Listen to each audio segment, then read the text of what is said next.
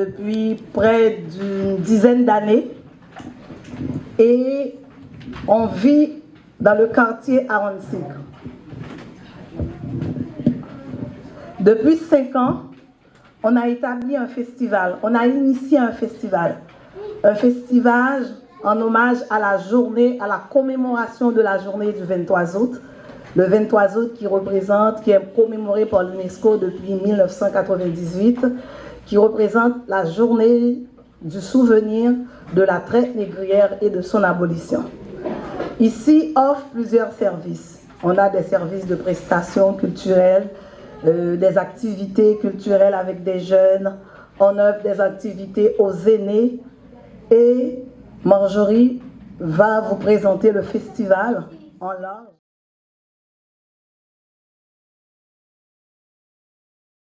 Mesdames, Messieurs, distingués invités, chers partenaires, amis de la mémoire, frères et sœurs, c'est avec une profonde émotion et un immense honneur que je vous souhaite la bienvenue à la 5e édition du Festival du Souvenir. Aujourd'hui, on est le 14 août. Nous nous retrouvons à cette date. C'est une date hautement symbolique de notre histoire collective, celle de la cérémonie du bois caïman, moment fondateur d'un soulèvement historique, prémisse de la première révolution servile victorieuse et acte de foi dans la dignité humaine. Cette date nous rappelle la puissance de la résistance, la force de la mémoire et la nécessité de ne jamais oublier. Cette année, notre thème, décoloniser la mémoire. Il nous invite à revisiter l'histoire, à la confronter sans détour, à déconstruire les récits dominants, à redonner la voix aux oubliés, aux résistants, aux anonymes, aux survivants. Il s'agit non seulement de se soutenir, mais aussi de libérer la mémoire des chaînes de l'oubli, de la déformation et du silence imposé.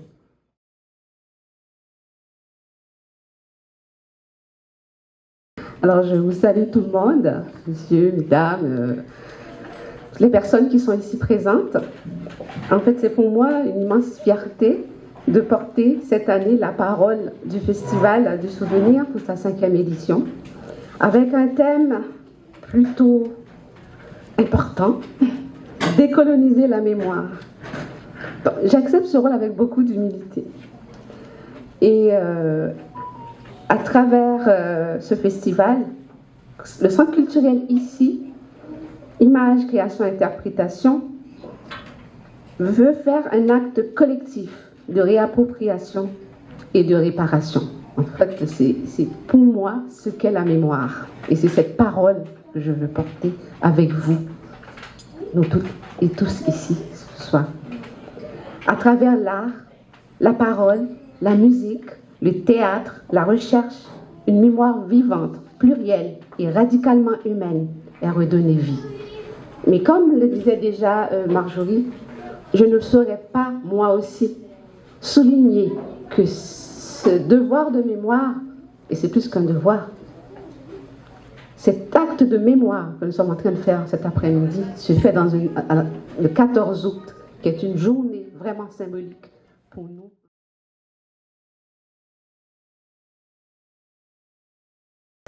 Ça me fait très plaisir d'être avec vous encore cette année pour le lancement du festival.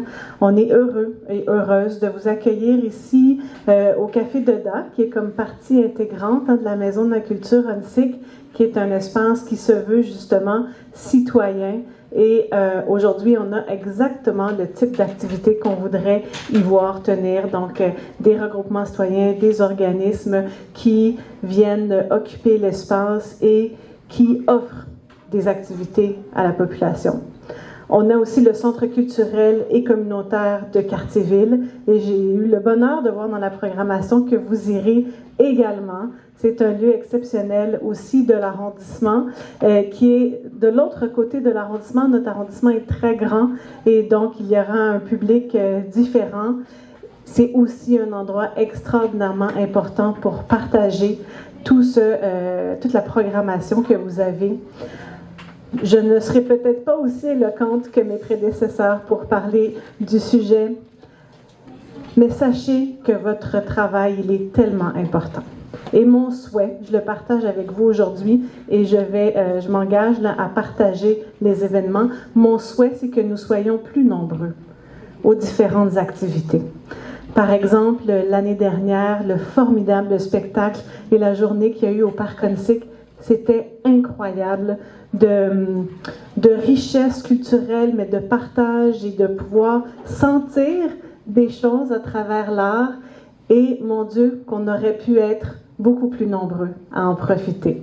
Et donc, je pense que chacun d'entre nous dans cette salle, nous avons le devoir de mémoire, bien sûr, mais le devoir de partager la programmation pour que nous soyons nombreux, nombreuses à en profiter, à partager aussi sur place les différentes émotions qui nous envahissent et la programmation autant des arts visuels, de la musique, des conférences, en un tout petit festival, hein, parce que c'est beaucoup de travail, je ne veux pas minimiser, mais c'est une petite semaine, mais mon Dieu que vous en faites des choses et que vous touchez différents sujets. Alors je terminerai en félicitant vraiment chaleureusement les organisateurs. Donc ici, tous les bénévoles qui font en sorte que ça puisse être possible, qui travaillent d'arrache-pied sur toute une année pour faire en sorte que ce soit possible. Donc, je vous remercie d'être présents dans Onsic-Cartierville à Montréal, de faire ce travail et nous sommes là pour vous accompagner. Merci beaucoup.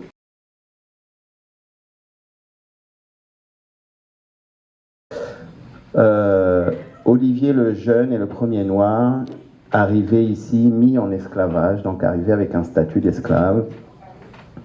Olivier le Jeune, et d'ailleurs ce n'est pas son vrai nom, parce que c'est important de se rappeler que la colonisation a cette manie d'effacer les histoires des gens, de nommer les gens et d'effacer, donc on ne sait même pas s'il était originaire de Madagascar ou d'Afrique de l'Ouest, et je pense que c'est important de se souvenir. C'est aussi important parce que cette histoire-là, elle est lourde pour les personnes et le déni de ce vécu-là pour les personnes qui sont descendantes de personnes mises en esclavage. Moi, mon épouse est créole, donc mon fils aussi l'est. Et on vit encore les conséquences du colonialisme, de ces 400 ans d'esclavage, collé à un capitalisme qui avait besoin de cet asservissement humain, une des pires formes de crime contre l'humanité. Et donc ce souvenir, c'est vraiment important. Et corriger-les tout autant. Et je tiens à rappeler que les formes de résistance aujourd'hui sont nombreuses. Parmi elles, il y a toutes celles et ceux qui veulent faire reconnaître le racisme systémique et qui le combattent, car une des formes, des conséquences de toute cette histoire-là, c'est évidemment le racisme systémique dont sont victimes les communautés noires. Il y a des gens qui le combattent aussi en faisant un travail exceptionnel sur la mémoire. Je pense particulièrement, par exemple, à Webster, un ami qui m'est très cher, qui a fait un travail incroyable sur l'histoire de la présence noire au Québec. Et je tiens à dire que les luttes, le colonialisme et la mémoire, c'est des luttes communes, dans lesquelles on peut toutes et tous se reconnaître. Et je vais dire quelque chose qui est en relation, mais qui n'est pas directement relié. C'est qu'actuellement, par exemple, il y a des représentants des communautés autochtones qui sont en train de bloquer des chemins pour que leur territoire ne soit pas entièrement coupé, dévasté, par des grosses compagnies qui tiennent, qui coupent à peu près les territoires qu'ils n'ont pas cédés, donc des territoires ancestraux. Et je pense aussi que cette mémoire-là du colonialisme qui mène aux injustices d'aujourd'hui sont vraiment importantes. Fait que ces intersectionnalités, cette histoire et les injustices qui en découlent sont vraiment importantes. Et pour toutes ces raisons-là, je vous remercie infiniment du fond du cœur pour tout le travail que vous faites. Merci.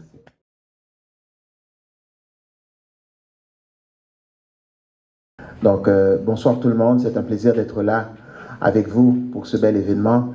Puisqu'il est question de se souvenir, souvenons-nous de Dan Phillips, ancien président directeur de la Ligue des Noirs du Québec, qui avait fait du 23 août depuis des décennies une date importante pour la ville de Montréal, sur le territoire montréalais, en mettant en place une série d'activités autour de la journée internationale du souvenir de la traite négrière et de son abolition. Donc Dan Phillips, à travers la Ligue des Noirs, a mis en place cette activité, a permis aussi aux élus montréalais de plusieurs moutures de souligner cette journée si importante, non seulement pour les communautés noires, mais pour l'ensemble du monde. Et aujourd'hui, depuis maintenant 5 ans, ce bel événement du Festival du Souvenir, à travers différentes manifestations culturelles, le 23 août est au cœur justement de ce festival du souvenir, parce que nous nous souvenons pour devenir, pour grandir, nous nous souvenons parce qu'il est primordial, surtout par les temps qui courent. Nous vivons des temps dangereux, où une tendance à l'amnésie, à la révision, au révisionnisme, nous ramène à des cauchemars que nous croyons derrière nous. Nous regardons un peu plus près de nous ce qui se passe du côté des États-Unis, de la frontière américaine, et vous comprendrez que certaines luttes que nous croyons achevées, ce sont des luttes qui sont probablement à recommencer ou à poursuivre. Et en ce sens, ce travail de mémoire que fait le Festival du Souvenir, à travers le théâtre, à travers la chanson, la musique, justement, c'est quelque chose de très très important. Donc pour moi, je suis très heureux de saluer toute l'équipe, de saluer Marjorie, Turli, et toutes celles et ceux, les artistes et les artisans autour de ce festival. Donc, alors, je vous invite à partager cette information autour de vous, à être des ambassadeurs et ambassadrices de ce festival, afin que le succès en termes de foule soit garanti. Je remercie le personnel de la bibliothèque à Annecy. C'est une bibliothèque maintenant grâce à ICI, donc qui a mis en place plusieurs activités ici que j'ai appris à fréquenter. Donc c'est grâce à ICI que je sais que maintenant il n'y a pas que la bibliothèque Saint-Michel, mais qu'il y a aussi la bibliothèque à Annecy. Alors, je vous souhaite un très bon festival à chacun de vous. Merci encore. Bonne soirée. Merci.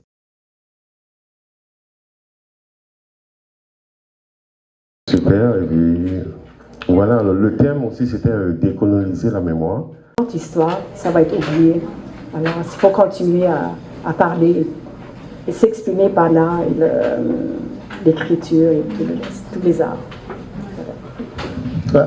Pour moi, c'est le leadership collectif que j'ai en fait trouvé à travers Bookman.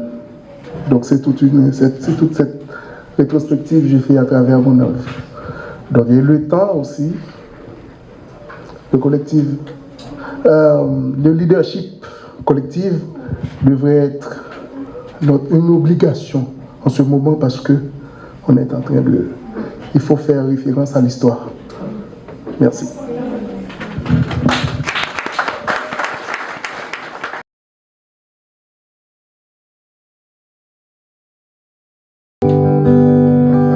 Il a dit, en foulant cette terre,